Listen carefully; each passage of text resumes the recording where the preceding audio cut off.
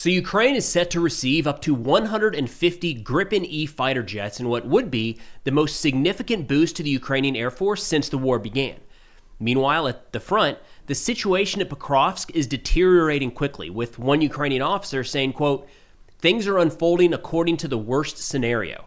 Pokrovsk is collapsing too fast. We didn't expect this." Now, starting with news of the Gripen, CNN is reporting, quote, "Sweden has said that it is willing to sell Ukraine up to 150 of its most advanced fighter jets, the first offer from a member of the NATO alliance to supply significant numbers of jets to Kyiv, which is seeking to upgrade its small and aging air force." They say the deal signed on Wednesday is a letter of understanding, meaning exact terms, costs, and delivery dates for 100 to 150 Saab Gripen-E jets are yet to be determined. And that's important. The actual details of when these are going to arrive in country range everywhere from this year to 3 years to 10 years for the full delivery. Ukrainian President Zelensky said, quote, "Together with Sweden, Ukraine will significantly increase its combat aviation. This is an ambitious task, and it must be accomplished. Now is a historic step, an agreement with Sweden on Gripen fighter jets, and this is a good choice. We are counting on 150 such aircraft for Ukraine, and the first ones are expected to arrive next year. The Gripens for Ukraine are part of our security guarantees. Such air forces will be able to protect our sky 100%, and there has never been such a large-scale deal on combat aviation for Ukraine before, a historic achievement. We are working fully to implement it." And again, there are a lot of details here that still need to be hammered out. Defense News quoted the Swedish Prime Minister, Kristersson, as saying that the first Gripen deliveries could begin within approximately the next 3 years. Quote, "We are talking about the latest generation, which was literally recently presented in Sweden.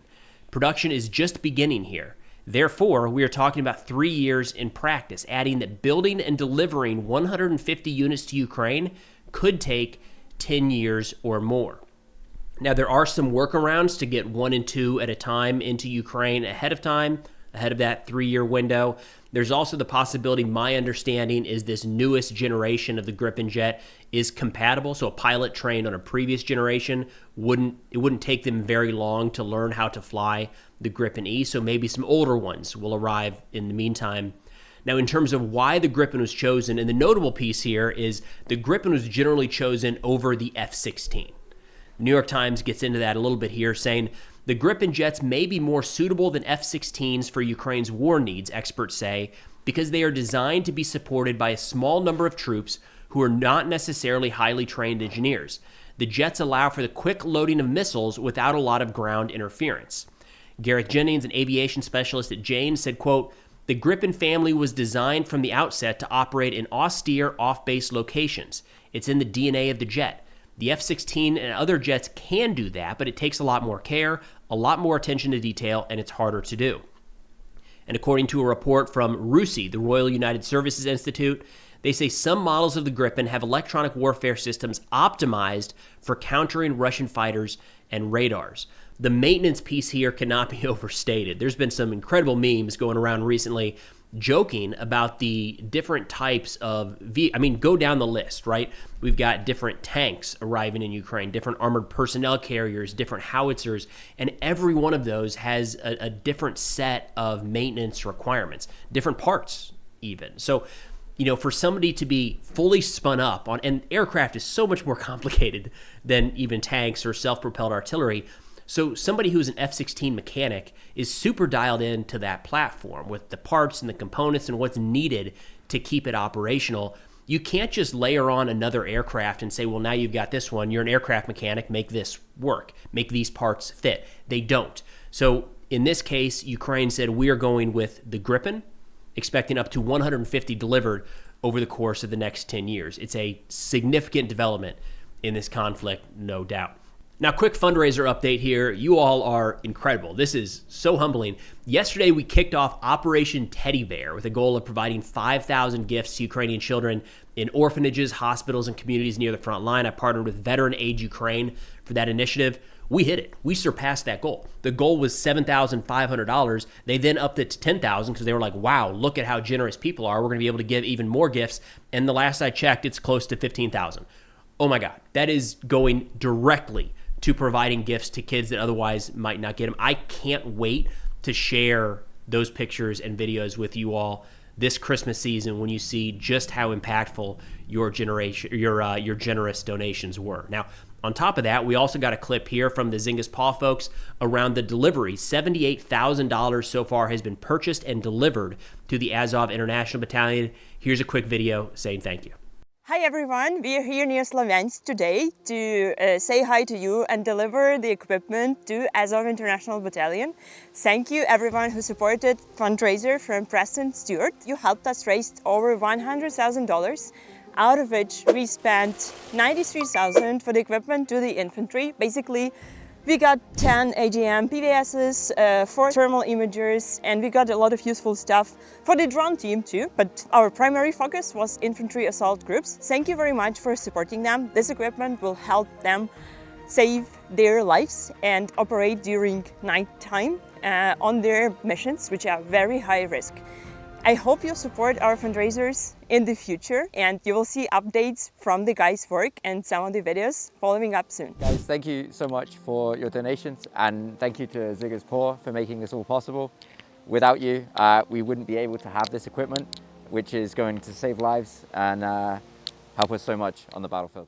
You know, sometimes I think it's overlooked, this whole process of collecting donations, transferring donations, spending and delivering. There's a long timeline there. I mean, these guys are at the front, right? So getting the equipment into Ukraine and out to the actual warfighters takes a long time. And I just want to say the Zynga's Paw folks and Ukraine Aid Operations is really good at this as well. But expediting that timeline as fast as possible, getting quality gear, like not skimping and making sure that the guys have actually what they need, but then getting it there in a timely manner.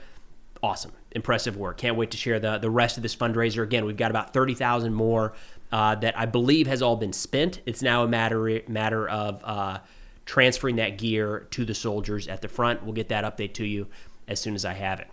Now, turning to the situation at the front, we've got a couple different scenarios playing out here near Pokrovsk. So here I've got Deep State map. We're going to bounce back and forth between Deep State and Suryak today. But right here in the middle, you're going to see Pokrovsk. And to give you an idea, I think the Suryak map probably paints a little better picture of the situation here, because you'll see as we zoom in, much of Pokrovsk now is, I don't know that I would say necessarily under Russian control, but there are a lot of Russian forces operating in the city itself. And that's some statements we have from Ukrainian Pravda, did some interviews with 2 different Ukrainian soldiers, 2 different Ukrainian officers operating in this area, and this is what they had to say.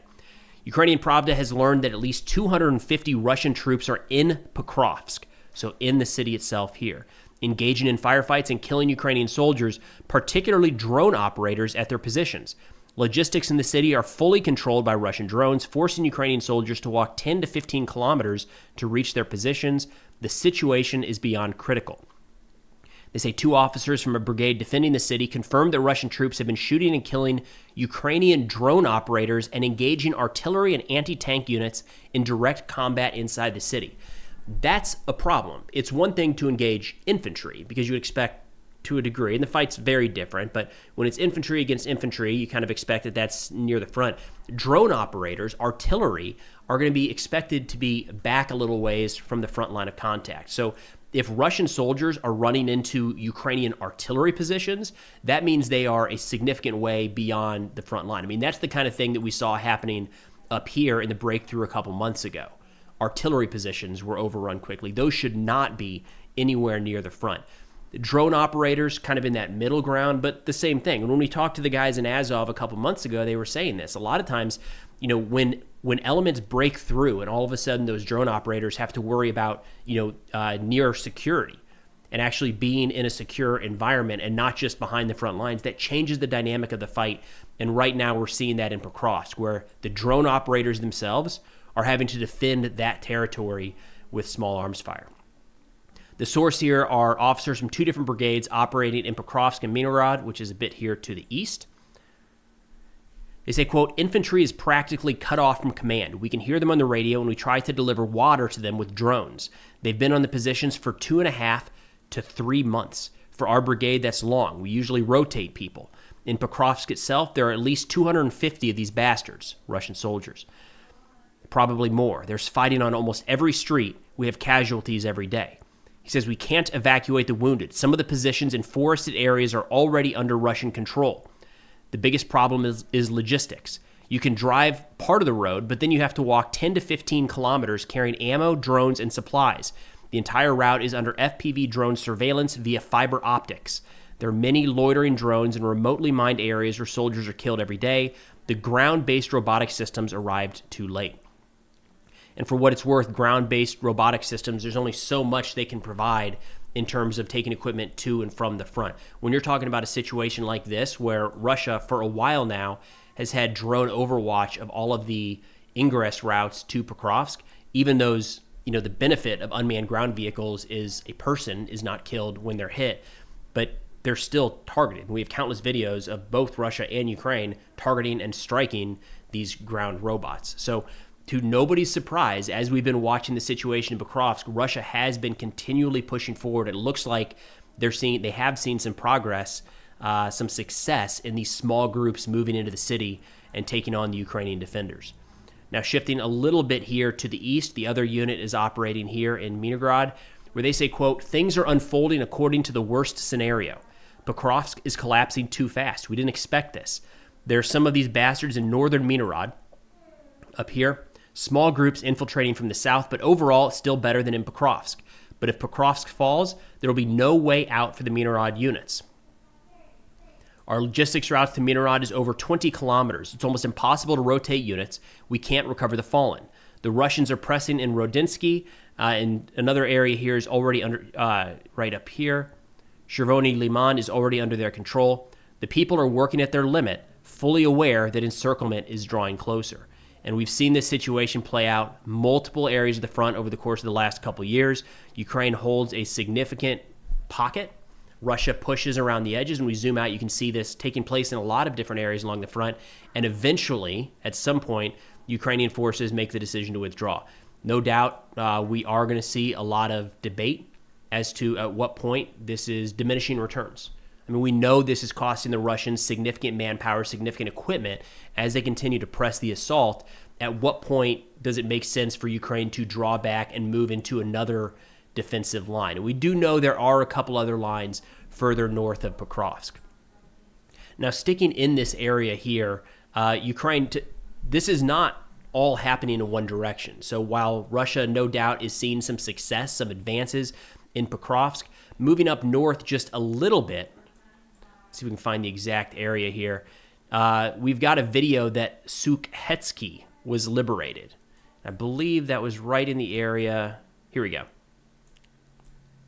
So this town right here, it was taken by Russian forces. We've got a video here to play saying units of the 82nd Separate Air Assault Brigade of the Ukrainian Armed Forces liberated the settlement of Sukhetsky in the Pokrovsk district of Donetsk.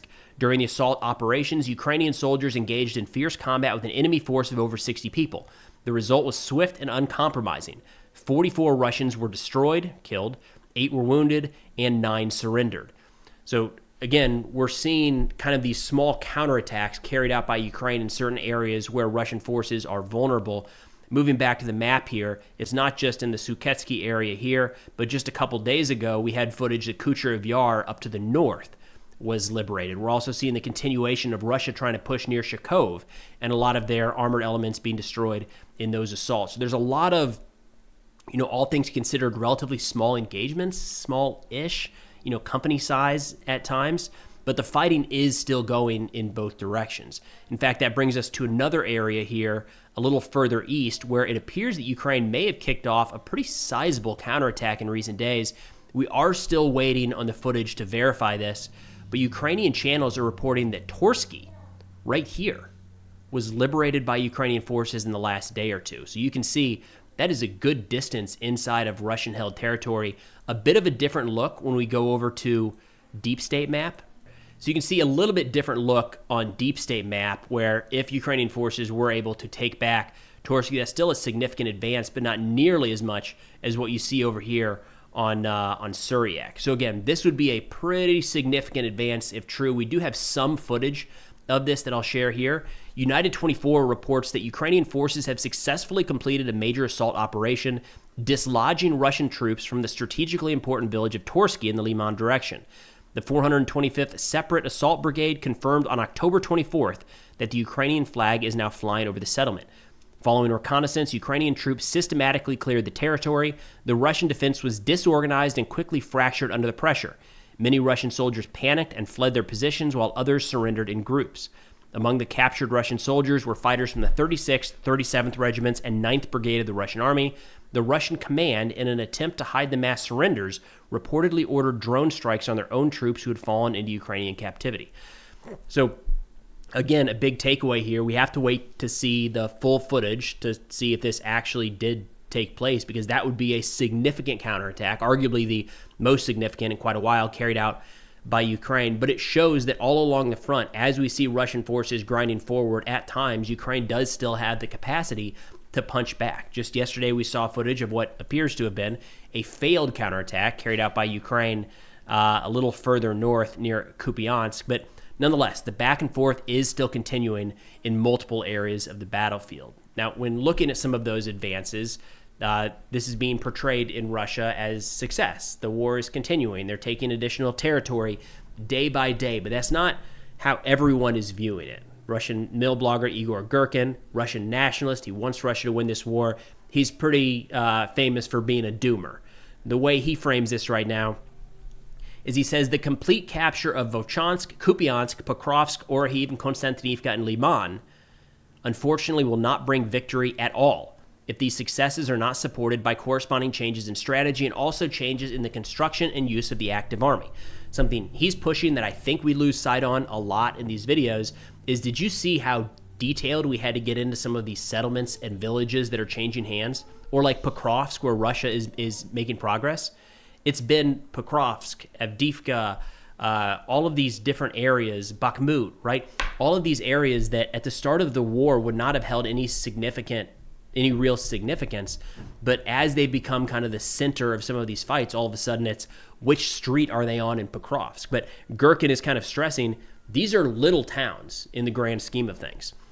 He says the war can be successfully concluded not by unattainable compromise, but only by a decisive and complete victory, after which the so-called Ukraine in its current form will be liquidated. So there you go, Russia talking about their goals in this war. And if in 3 years and 8 months we have not been able to push the enemy from the new Russian territories of the LPR, DPR, Zaporizhia, and Kherson regions, then there is no point in even calculating how long and with what losses will it take us to reach Kharkiv, Poltava, or even just the city of Zaporizhia, to retake Izium and Kherson, and finally capture such a close and important city center of Kharkiv. We, Russia, still do not fight Ukraine.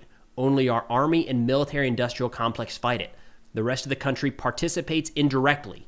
For a compromise, theoretically, this would be enough. But since there will be no compromise, this is critically insufficient for victory, but for ultimately suffering the most humiliating defeat, just right.